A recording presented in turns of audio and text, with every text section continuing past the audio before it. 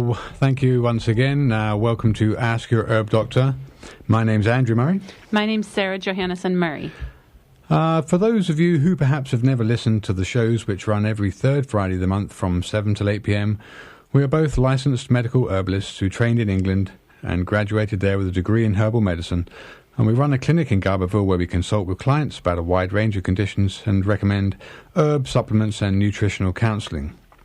So you're listening to Ask Your Herb Doctor on KMUD Garberville 91.1 FM, and from 7:30 until the end of the show at 8 o'clock, you're invited to call in with any questions, either related or unrelated, to this month's continuing subject of nitric oxide, nitrates, nitrites, fluoride, other components that are in the food chain, and decreasing fertility. So quite a few controversial subjects.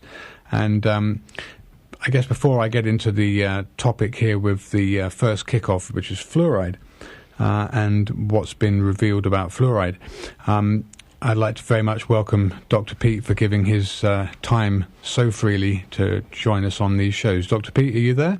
Oh, yes. Hi. Thanks so much for joining us.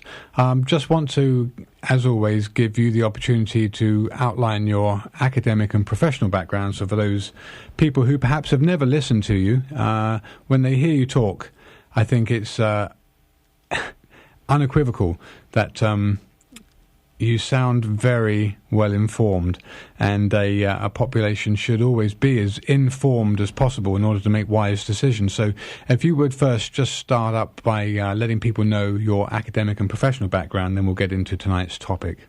Okay. 1968 to 72, I studied biology, physiology, and biochemistry, especially at the University of Oregon for a PhD.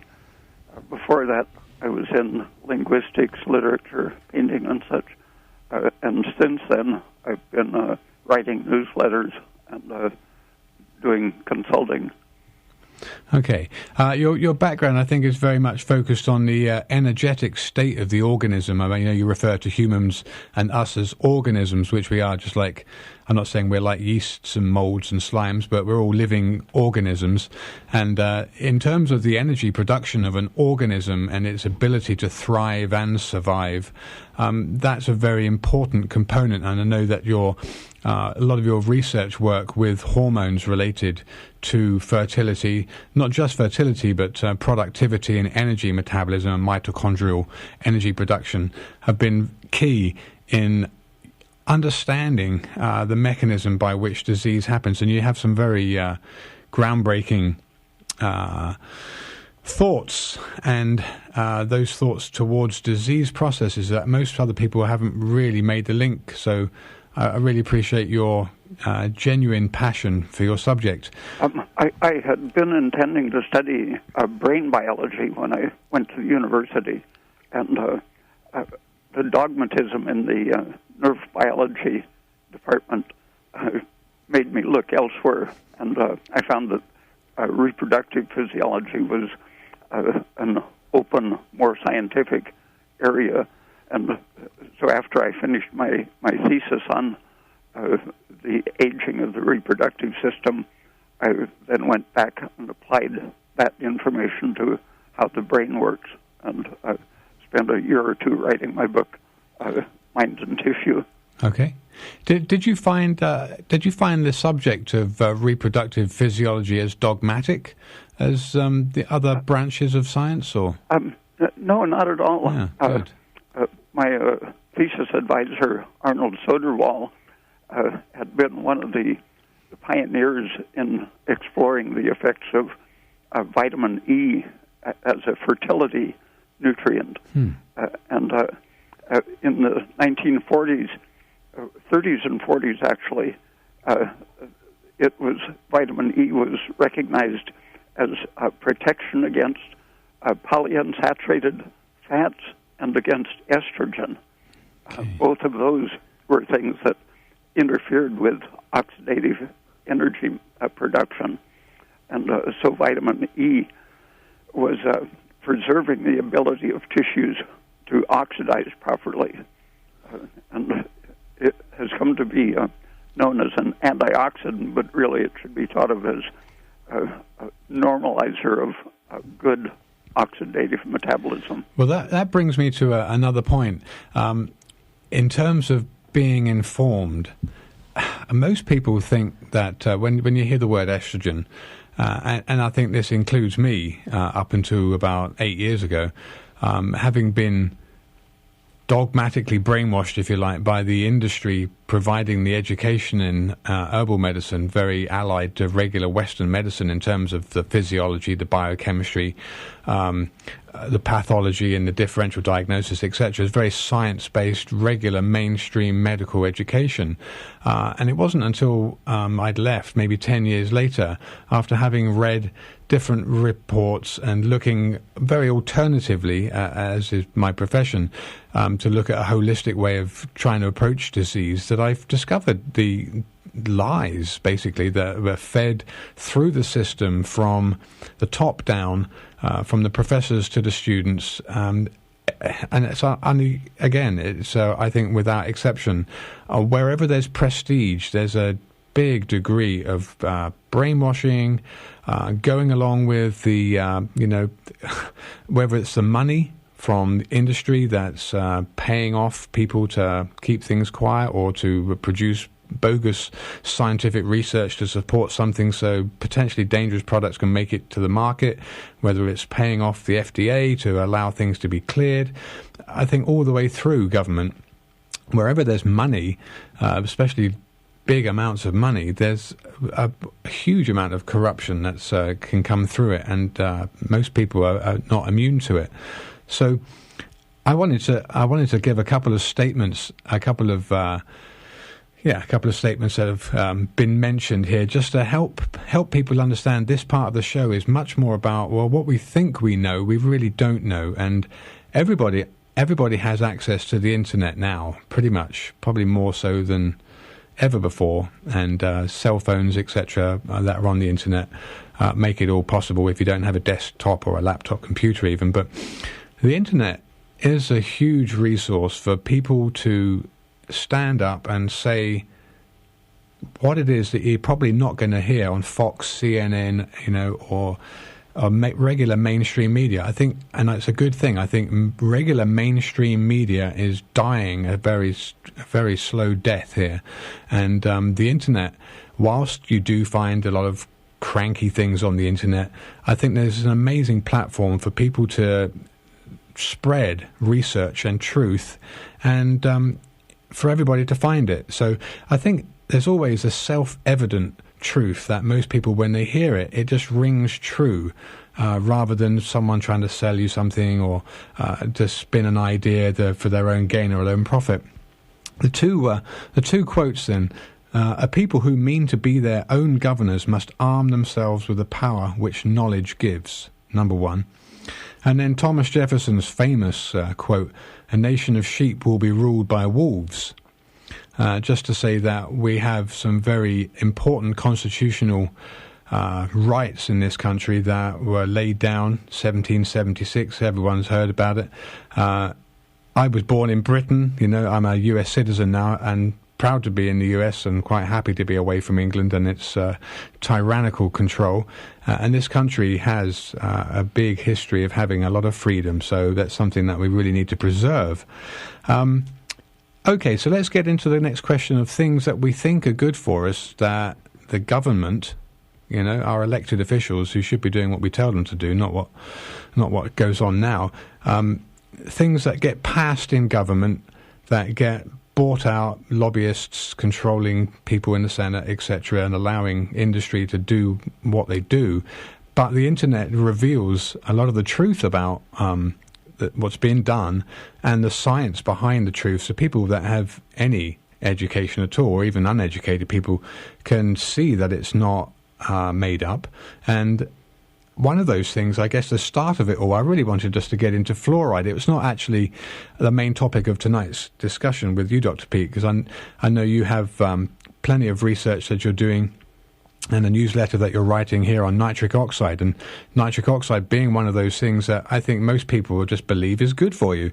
And I picked up on what you said originally about estrogen and doing what you were doing with estrogen, showing how damaging it is, and most people, especially women, they just think estrogen is just completely normal and it's something that they have, and it's not harmful, it's not inflammatory, it's not carcinogenic.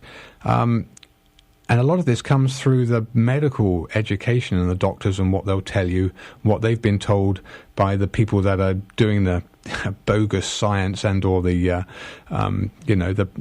profiteering, I'd call it, for big industry. So a lot of what we hear, you cannot just believe it. And I would encourage anybody and everybody just to research what I'm saying. I mean, I might just be telling you a complete lie, but I'm not. That you can find this out for yourself. So getting on to fluoride then, I just wanted to say that I have a little paragraph here I just had prepared for the subject just to show you how evil it all is, really, because it's kind of unbelievable. I think the biggest deception is the largest lie you can produce is probably the most easy to hide in plain sight, because it's just so stupendously unbelievable that most people just don't even see it. It's hidden in plain sight. So that the fluoride that they put in our drinking water is not even a pharmaceutical additive, pharmaceutical grade additive. That's the first thing that you should know. It's an industrial waste byproduct. And making money from waste products, selling them as additives or food, is big business. And with increasing aluminum production in the beginning of the 20th century, it became necessary to find somewhere to put the fluoride, which was a waste byproduct of the industry. And manufacturers at this point could no longer get away with just dumping it into rivers or landfills because it was poisoning crops and making livestock sick. Now, Francis Frary, chief scientist for Alcoa, had an idea. He commissioned Gerald Cox at the Mellon Institute. Have you ever heard of him? Well, to conduct research regarding the benefits of adding fluoride to the water supply. Now, the Mellon Institute was frequently hired by big business to produce research that supported their industries, and for several decades they produced research showing that asbestos was safe and didn't cause cancer. Another proponent of the safety of fluoride at the time was scientist Harold Hodge, who was later exposed as part of the human radiation experiment, where test subjects were injected with plutonium and uranium in 1945 through 46. And this was documented by the Pulitzer Prize-winning reporter Eileen Wilson in The Plutonium Files. And you can buy this on Amazon. You can watch it on YouTube. So the Plutonium Files just basically outlines everything that was done in these hideous experiments on the human radiation project, overseen by Harold Hodge. Now, Hodge was also the chief toxicologist of the Manhattan Project, and fluoride was a key component in the production of the atom bomb, and his studies were conducted with a bias toward proving fluoride safe, which would protect the government and industry from lawsuits.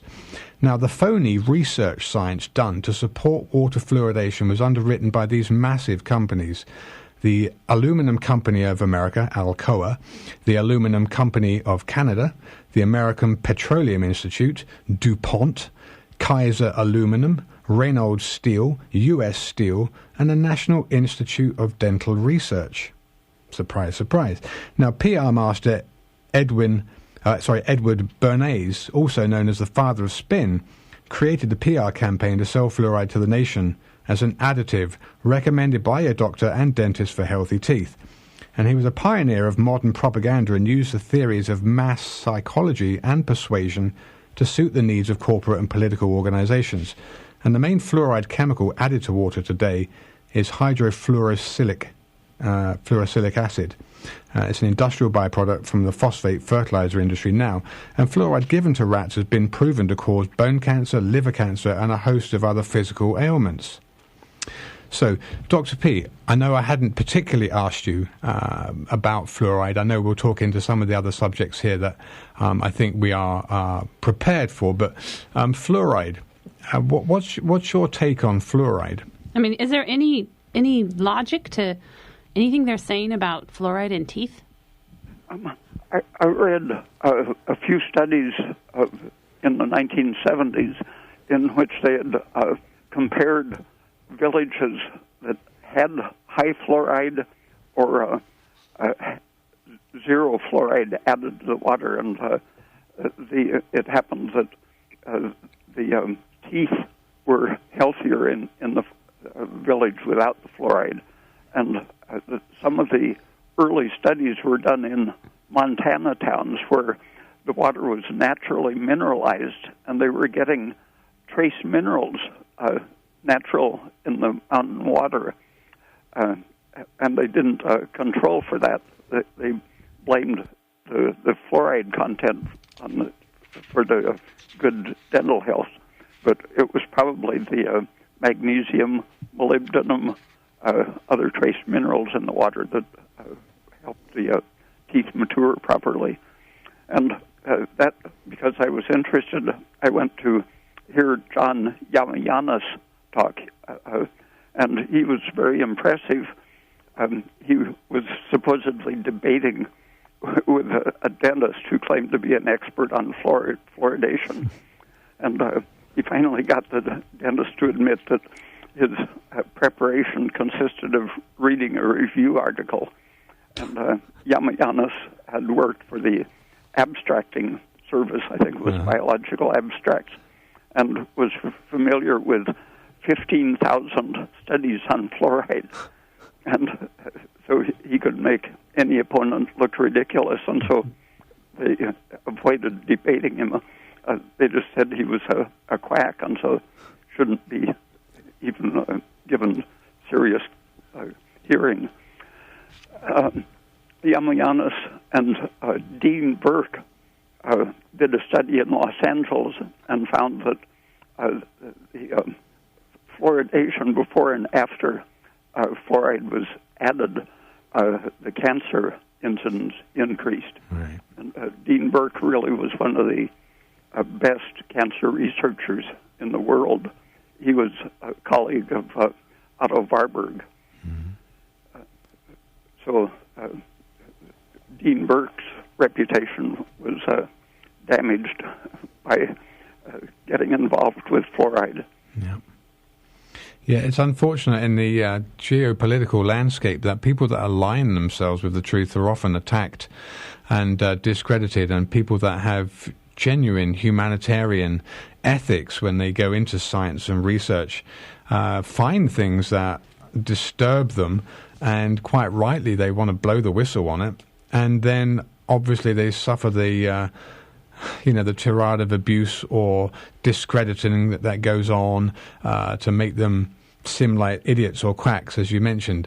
And like I said, it's so difficult, folks. Sometimes the truth is in plain sight, but it's the most difficult to see. It's like the phrase, can't see the wood for the trees. But anyway, like I said, the internet is a great resource to find out lots of stuff that you're not going to find on mainstream news. And thank goodness mainstream media is slowly dying a death. Well, Dr. Peat, I wanted to ask you about something that I know you're fairly recently involved with in terms of the... and I'm not just talking about the additives to food, but it is an additive. And again, I think this is important that people recognize and wake up to what is allowed. If we talk about a government that allows certain things, then obviously the corruption issue comes in, where the money is a big part of making the decision to allow it, and phony science that seems to support its use or its safety being allowed when that actually isn't the truth, and there is no real scientific proof that it can stand and actually be a safe product. Let's just talk about nitrates and nitrites. Go ahead. Around 1970, there were studies of the nitrosamines, compounds mostly involving proline or other amino acids reacting with nitrates in the stomach. And it came out that they were very powerful carcinogens, and that they are formed in cigarette smoke. Right. They're one of the major carcinogens in cigarette smoke. But the farm industry was forcing greater production by using artificial fertilizers, high nitrate fertilizers.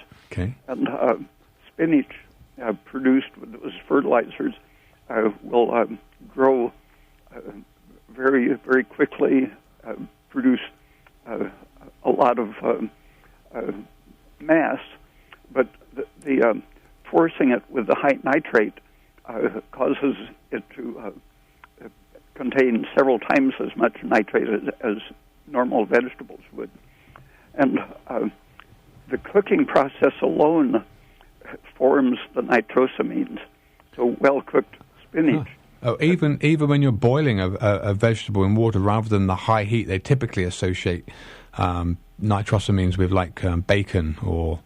Yeah, but even vegetables, which have the reputation for being associated with a low cancer incidence because of the many good nutrients they contain, it happens if you choose the vegetables that are industrially over-fertilized with nitrate, and then cook them thoroughly so that they're digestible, you're producing the same sort of carcinogen that tobacco smoke contains. Now, presumably, I don't mean to butt in here, Dr. Peat, but presumably nitrate fertilizers, I mean, are they, I wonder if they're... Well, yeah, but they could be chicken manure that... Yeah. No, I don't think nitrate fertilizers are allowed organically.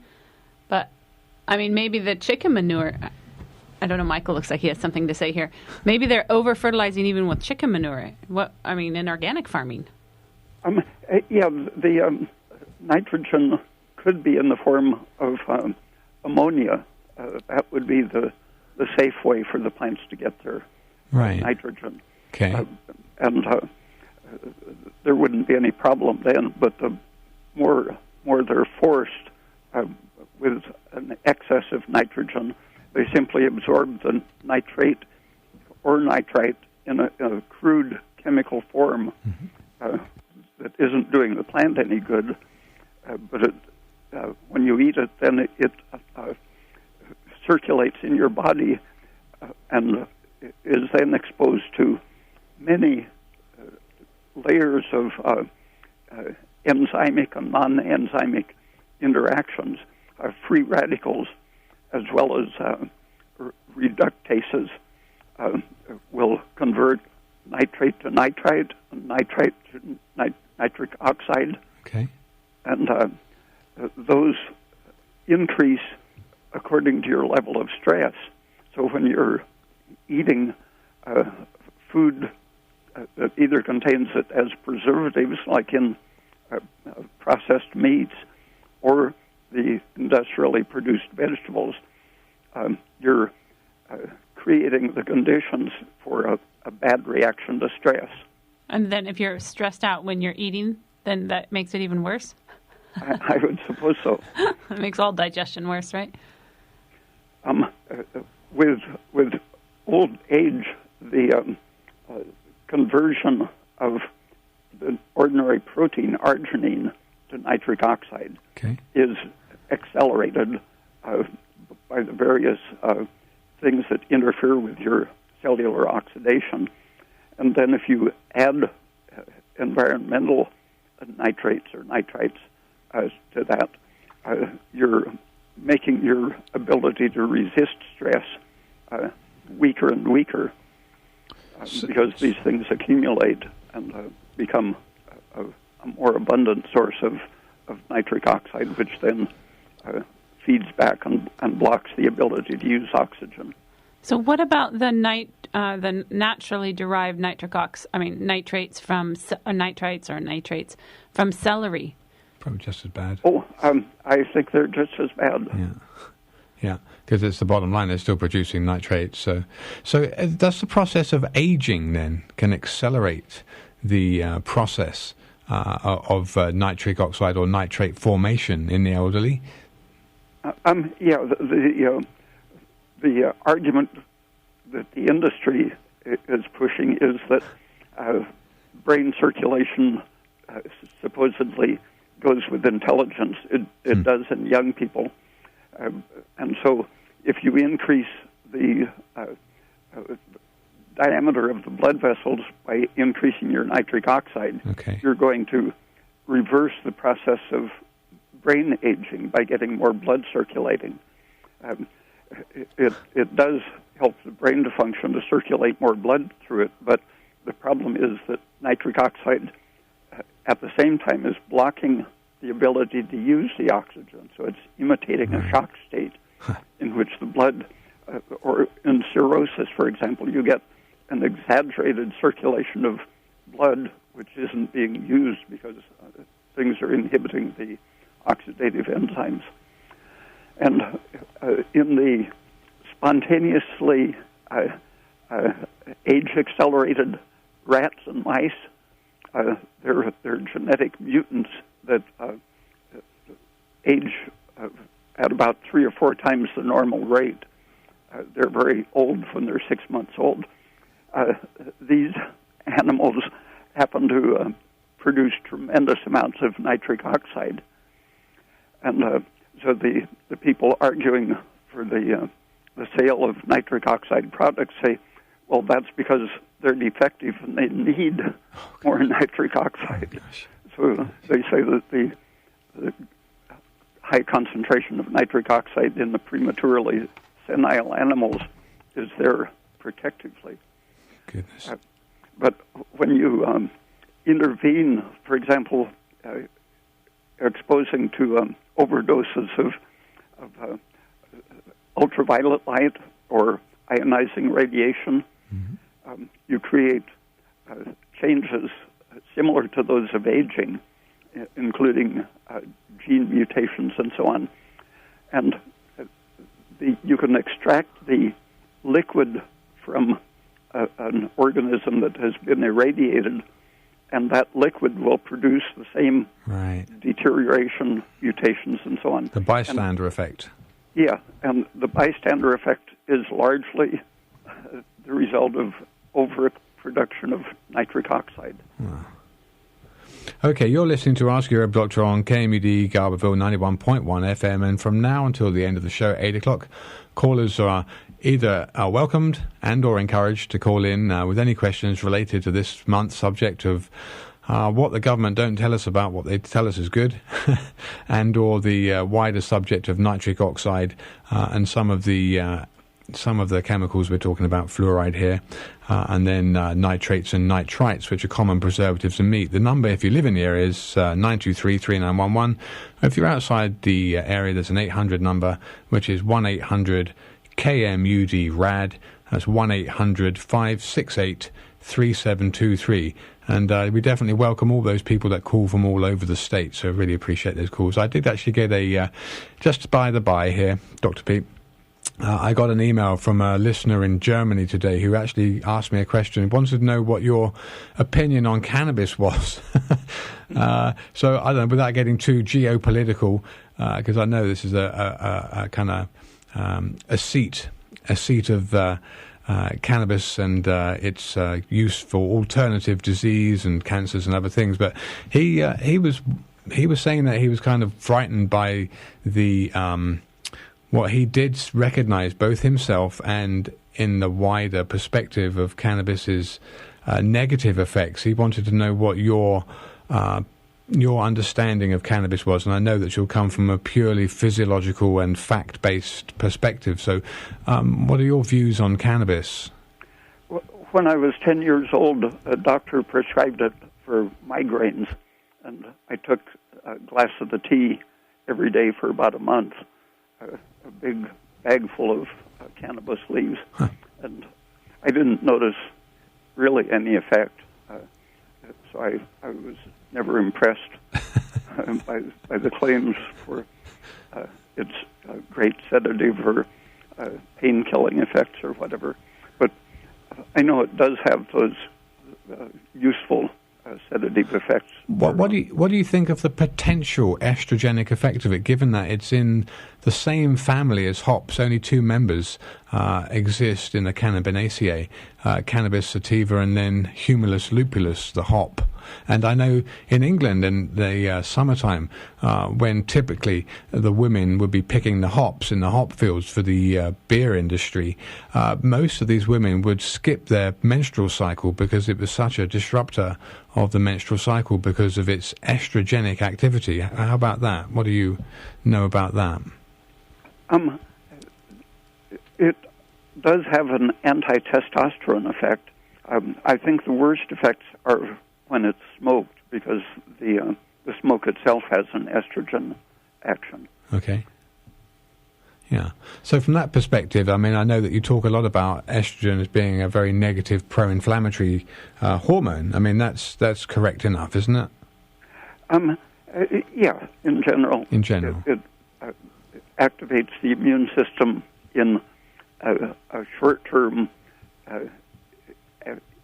an antibody-producing way that is in certain situations useful, but it's why women have very high incidence of autoimmune disorders, because it impairs the energy resources at the same time that it's making these short-term emergency changes in the immune system. Right.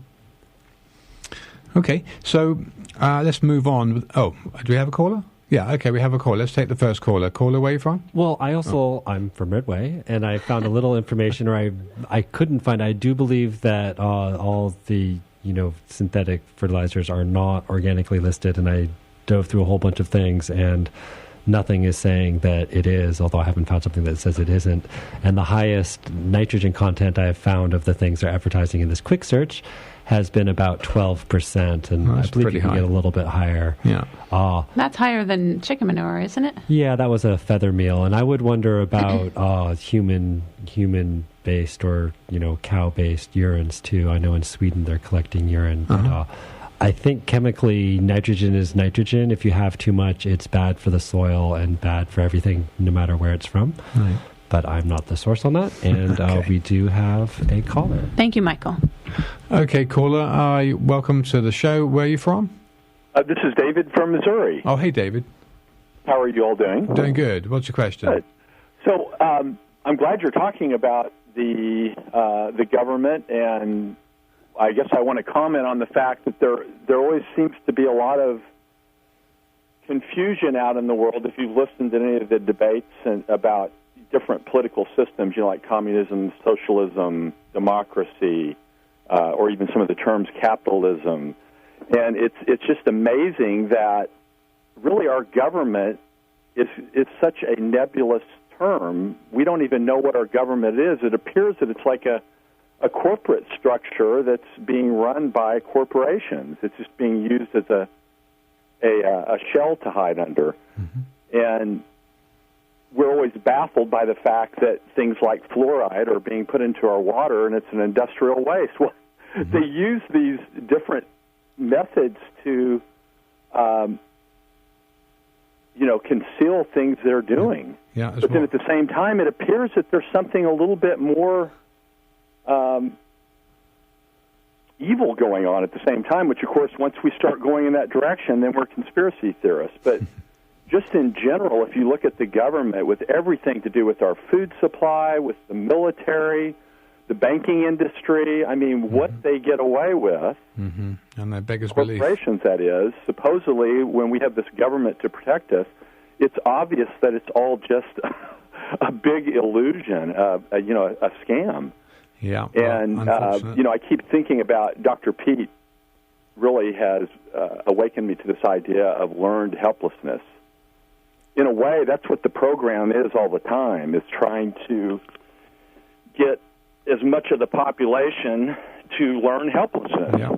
To not if fight you back. are aware of all these different things going on and you talk to, there's so many people that are just so asleep and have no idea these things are going on, and when you talk about them, they think you're crazy.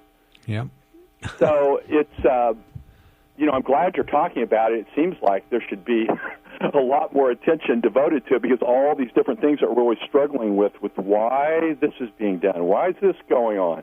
Well, it appears to be a part of a larger agenda that I'm not sure exactly what the end game is there, but it's not good. We mentioned eugenics, or, you could get a lot deeper into this whole political conversation. Of course, I've heard you say, Andrew, I don't want to get political here, and I understand why you don't want to do that, because people condemn you if you start going down these paths. But I'm telling you, we need to start going down these paths. People need to start waking up to what's going on. Yeah, well, it's been going on a long time, but now it seems like it's really accelerated, and things are... Well, I think the Internet is largely responsible for making this kind of information possible, and radio stations like KMUD that are not controlled to a large extent, and free speech is still allowed, and that's why we have Dr. Peat on the show, because he's very grounded in science. Yeah, no, and I appreciate this show so much. It's just unbelievable. I mean, again, the idea of the corporations and how they have taken everything over and have such incredible power. And, if you think about the banking industry itself, these corporations are just evil. I mean, they are so in control, and people have no idea. They're so evil. But just like corporate media, I mean, it is a brainwashing program, an extreme brainwashing program. Yeah, and it doesn't want you arguing or fighting back. It wants you just sitting there, taking it, learned helplessness. Lying down. Yeah. Well, Dr. Peat, it wants to have us all just helpless. To realize that we can't do anything, and they're doing a good job. Well, we can do something. That's the whole point. We do have. I believe it too. We do have constitutional rights here. So, folks, exercise your rights, or they are going to be lost. So, and just I think we all just need to speak up more to people and talk more to people about check this out. This is not true. We need to get to the truth. Yep, it's a great nation we live in, folks. God bless America. It's an awesome country, and the rest of the world looks to it to lead the way. And if we don't wake up here soon, it's not going to be around much longer. So anyway, hopefully people listening to this show recognize the truth that's being told, and they can go check it out for themselves. I think we've talked about so many subjects that are controversial, and there is science behind it to show that the truth is there. So that's pretty much our thrust. Let's get into the rest of tonight's show here. So I did just want to ask Dr. Peat, since you've been around a little bit longer than we have, what do you see? Can I ask you for your comments on this state of our country? Well,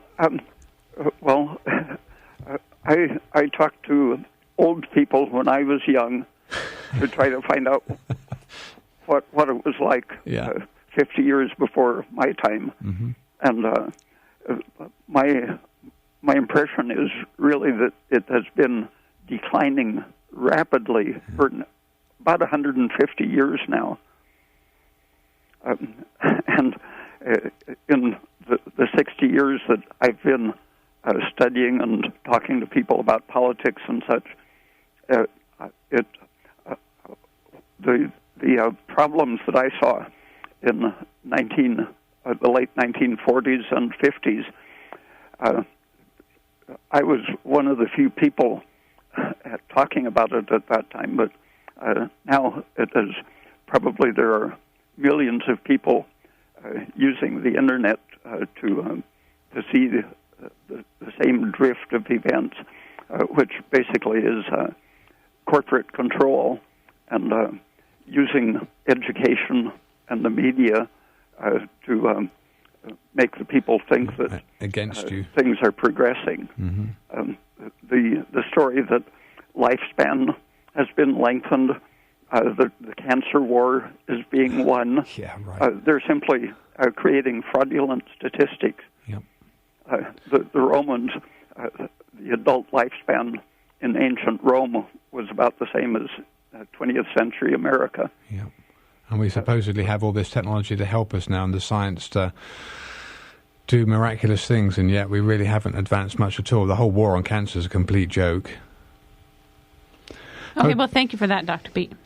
Okay, so I just wanted to open up another subject here of another food, and hopefully people will wake up to the truth about what's going on here.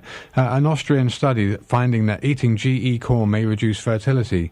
So a study sponsored by the Austrian Ministries for Agriculture and Health found that mice fed a genetically engineered corn developed by the Monsanto company produced fewer offspring than those fed conventional corn.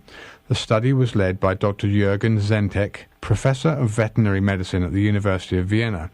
For 20 weeks, Dr. Zentek and his team fed mice diets consisting of either 33% genetically engineered corn or 33% of a closely related non-genetically engineered variety.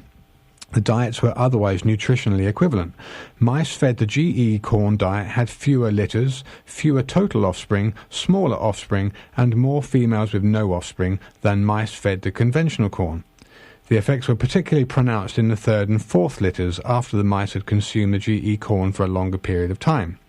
The authors attributed the reduced fertility to the GE corn feed and said it might be related to unintended effects of the genetic modification process.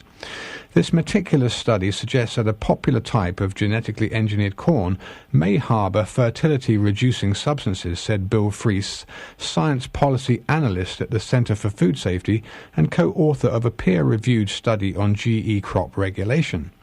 It's no surprise to us that US regulators did not catch this.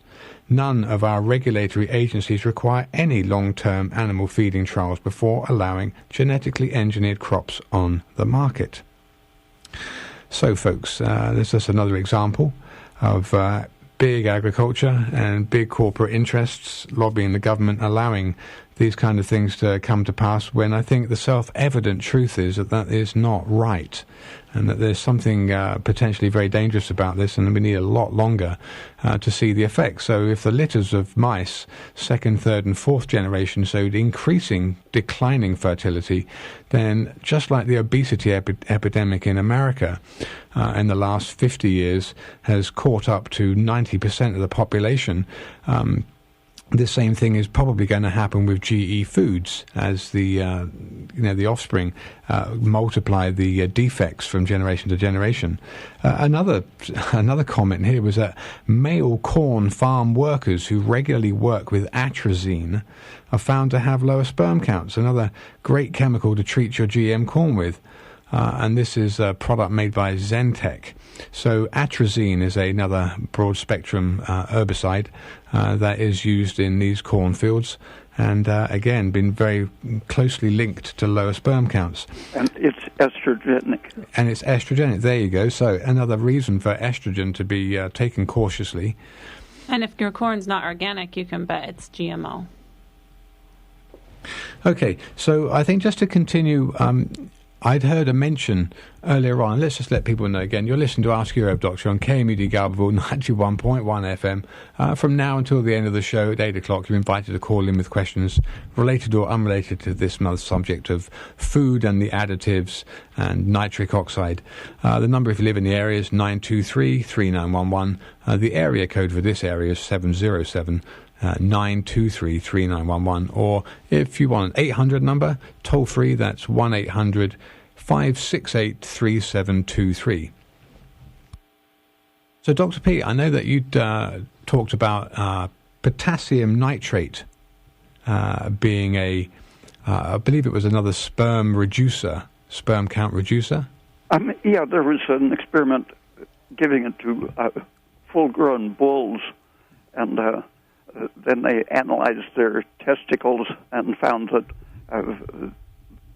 immediately, with a moderate dose, their testosterone production went down, and then the sperm count went down, and it stayed low. The testicles were permanently damaged after they stopped giving them the doses of it. Whoops. Do you know if this product, then potassium nitrate, do you know if this is directly added to any foods, or if this is a? Well, the nitrite is actually worse, more toxic. It's worse because it's chemically closer to nitric oxide. Oh, my goodness. And it's all about the generation of nitric oxide from these nitrites, isn't it? The nitrates and nitrites that form the nitrosamines and nitric oxide. Yeah. Yeah. When I was a kid... We have a caller. We have a caller, Dr. Pete. Okay. Let's take this caller But first. save that thought about when you were a kid. I want to hear that. Save the thought. You got to remember that, sir. Okay, caller, you're on the air. Where are you from? Hi, I'm from Pepperwood. Okay, hi. What's your question? Well, actually, I really appreciate you guys having Dr. Pete on. I've always wondered, are multiple vitamins good? Should we be taking them as we age? And even though we try and eat healthy. And number two, especially for women, are extra sources of calcium, like a calcium supplement, or should we just be eating rich, calcium foods? I'll take my answer off the air. Thank you. Thank you for your call. Thank you for your call. Okay, Dr. Peat, give us your views on multivitamins and calcium.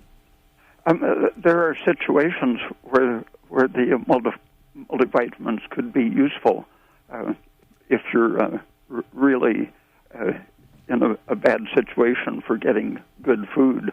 But the trouble is that they aren't generally well formulated, and even the best formulations are made with somewhat contaminated chemicals.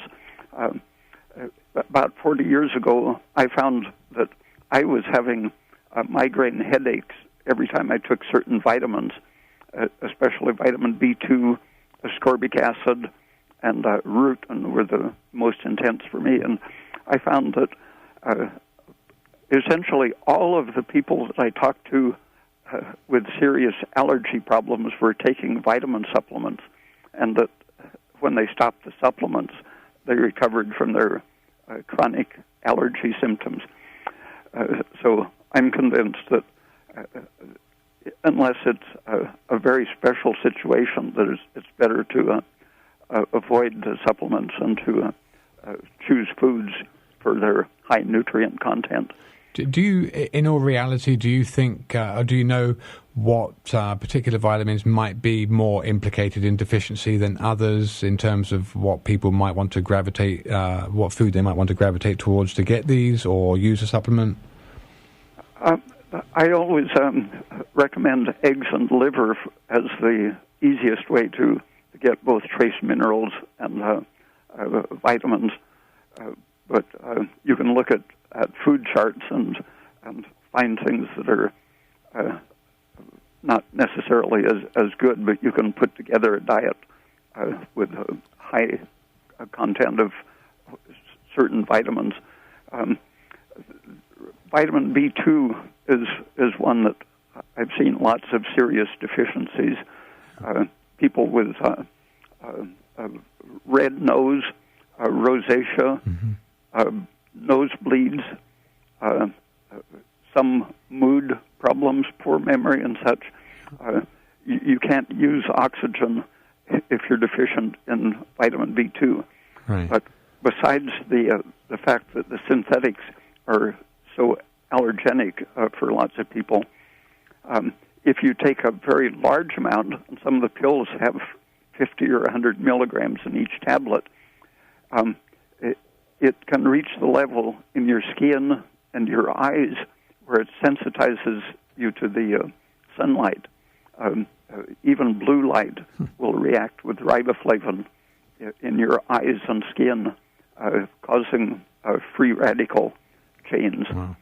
What kind of dosage would you recommend for vitamin B2? 5 or 10 5 milligrams. or 10, there you go. It's, vitamin B2, folks, also is a water-soluble vitamin, so not something that you can store, probably more easily become deficient in. And very quickly, because we do have another caller, that last caller mentioned calcium. I know you're a big proponent of milk, cheese, dairy products in general. Any other sources for a good supply of calcium? Green leaves, Right. if they're well cooked, are a great source of calcium and magnesium. And grown organically, so they don't have a great source of nitric oxide. Yeah. Okay, so let's get this next caller. Caller, you're on the air, and where are you from? Eureka. Hey, welcome to the show, and what's your question? I was wondering about products that specifically say they'll boost nitric oxide, things like super beets, for example. Super beets. Like red beets? Well, that's a commercial product that Okay. claims to have, a highly concentrated effect on your nitric oxide based on extracts from beets. Yeah, well, it's something that you don't want, though. So presumably, you think that you need it. No, I don't think. I was kind of wondering, based on what you said, that it seemed like it would be a bad thing directly. It seemed absolutely. kind of odd to be proclaiming it so directly as a good thing. That's the unfortunate part of the information that most people will receive. There's a pretty big campaign here to promote nitric oxide as healthy. I know the whole Viagra industry, which is pretty much based on nitric oxide as a means to get that vasodilation and engorgement that the pill is so famous for, is actually very can promote heart attack, cardiovascular accidents, and atrophy of the testicles. And atrophy of the testicles, there you go. So that's not what you want, folks. Nitric oxide and Viagra, actually very bad news. And the people that produce the compound are not going to tell you that. It's just going to feel good, and it's going to come with a lot of cost. Until it doesn't. Yeah. All right. Thank you. Thank you very much. Yeah, you're welcome. Okay, so if any other callers are listening and you'd like to ask questions about this topic or any other topics, toll-free number is 1-800-568-3723, and we're very pleased to have Dr. Raymond Peat, PhD, who's been studying for the last 45, 50 years almost here, and it's his speciality. So Dr. Peat, are red beets high in arginine? Or something? Yeah, I think they are. Yeah. But maybe they're feeding them extra nitrate so they can claim that they're super beets. Oh, okay, there you go. Okay, I think we do have another call coming in, but let's just see if this call's going to materialize into a caller or if it's just someone asking a question offline. I know the lights are going here, so do we have a caller on the air? Yes, the first caller just wants to say migraines can be taken care of with 2 hits of hash, and we have another caller in a second. Okay. Well, that was what Dr. Peat was saying he had been prescribed a bag of cannabis leaves for. Which didn't work. Well, maybe that's because it wasn't hash. Okay, so caller, you're on the air, and where are you from? I'm from Humboldt. Say that again, I didn't hear that. Humboldt. Did you say Humboldt? Yeah. Okay, yeah. I think you got some feedback perhaps on the line. Okay. So, I'm for you to ask a question. Anyway, I just wanted to know if something is non-GMO project verified, do they still can they still use glyphosate and atrazine and other crap on there, or is it also kind of similar to organic where they can't have additives? No, like that? No. If it's non-GMO, doesn't mean to say the farmer doesn't use agricultural agrochemicals on it. It's just the fact that if it is GE or GMO, you can be sure they're putting agrochemicals on it. If it's not organic, not a guarantee of it being like chemical free. If it's not organic, you can almost surely guarantee that the possibility is high that agrochemicals are being used. The only hopefully that sucks. The only hopefully sure way you can be sure is to use a certified organic product, buy certified organic vegetables and meat, and according to the USDA, you are not allowed to use any of these chemicals that we're talking about on certified organic products. So I know they're strict with us about what we use and can only use chicken manure, but I don't know if that's just our certifying body. Maybe other certifying bodies are I think it's USDA. lenient. It's the United States Department of Agriculture. So, the only way you can be really sure of getting good, safe food at this point in time before it probably falls to some kind of control will be certified organic. Okay, so non-GMO project verified is just kind of like a stepping stone on the way to really good food. Yeah, it's on the way because it's non-GMO, but what you've really got to make sure is that they're not using any agrochemicals on the product to grow it, and that they're actually producing a good quality, holistically oriented, food stuff. Glyphosate is a little spooky. You definitely don't want to be putting glyphosate. Thanks a lot. I'm glad for that answer. Thank you. Yeah, you're welcome. All right, well, it's 6 minutes to 8, so if any callers would still like to call, very welcome, 923-3911 in the area, or 800 number, 800 KMUD RAD, which is 1-800-568-3723. So, okay. Dr. Peat, you were going to tell us something about when you were a kid. There was the veterans believed that they had been fed potassium nitrate in their food, and I read old 17th to 18th century things that described it as a treatment for prisoners and soldiers to decrease their libido so that they could attend a war or not be interested in romance. Yeah. And that was, for hundreds of years, that was a popular concept.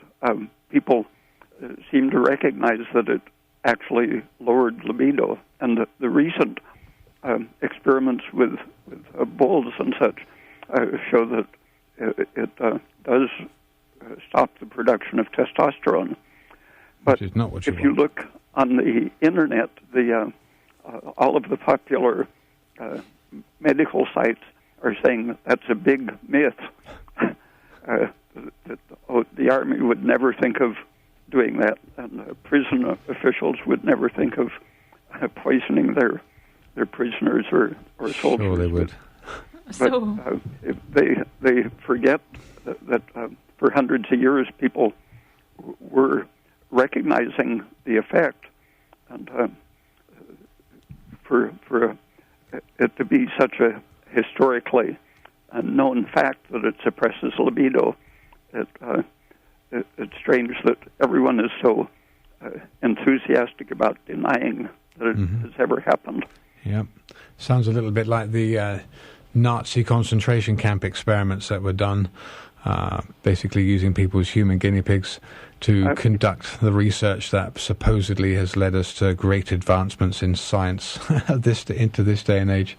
Barbara Seaman, who was a great researcher on estrogen, in one of her books, gave the story of the German experiments in the concentration camps using estrogen to make the prisoners passive.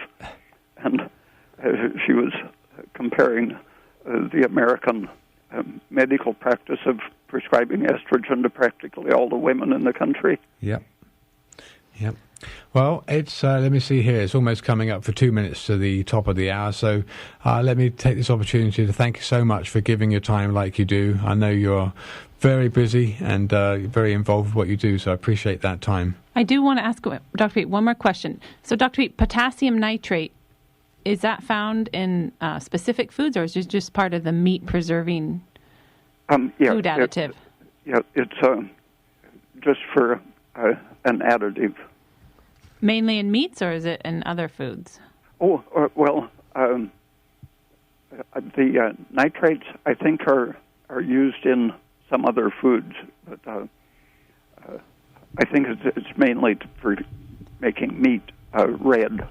Okay. For keeping it red, right. It functions as a substitute for oxygen in the hemoglobin. Hemoglobin. Yeah. Well, I wonder if it could be making the meat red that's just in the counter, like packaged up. Do they have to list it as a food additive?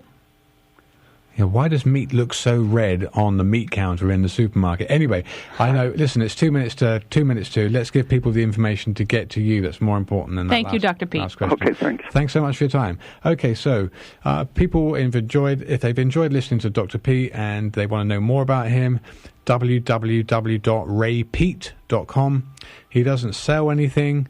I know he gives a lot of his time to a lot of people for nothing, and he's very altruistic. He produces research because he's passionate about it, folks. It's not his business. He's passionate about it. So if you'd like to go visit his website, find out more of what he has to offer, very alternative, very eye-opening. The truth's out there, folks. You've just got to take a look, get your head out of the sand, take a look at it. Thanks so much for joining us. People would like to contact us anytime, Monday through Friday, business hours, 1-888-WBM-HERB. Happy Christmas, Happy New Year.